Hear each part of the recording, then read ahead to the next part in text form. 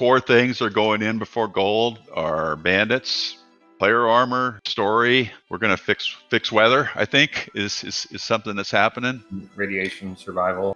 Whoa. Let's hold on here a moment. Any game needs a roadmap so we have some way to judge whether it's actually moving towards completion or not.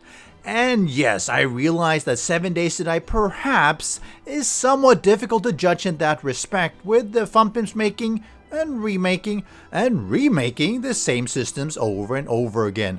Here's looking at you learn by doing, learn by leveling, learn by looting. But ultimately, it's good to have some idea what the developers want to have before the game is going gold. So this is the Fun Pimps highlighting their views on what they want.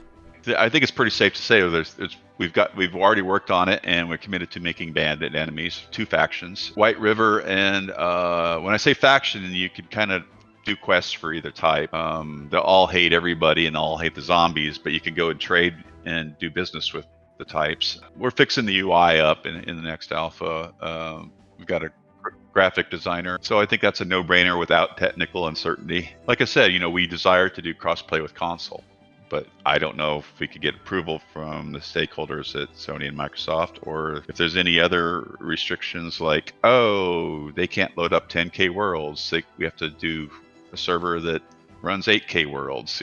Take these things as roadmap: bandits, player armor, story, weather, and there's a lot of other minor features, that are quality of life improvements. Okay, so they want bandits, which I've covered won't be coming for Alpha 21. Player armor, as long as it's not that horrible outfit they teased a couple of years ago and then mothballed. As story, a lot of people want the story. As to me, I want more story functionality so that modders can craft their own story easier, because I doubt that the vanilla story will be very engaging. They also mentioned user interface, which, is continual development, and stuff like console crossplay if possible. Oh yeah, and radiation survival. That's been talked about since, a long time. I don't think we're going to get much of that. What is interesting though is the emphasis on 2 pieces: bandits and story.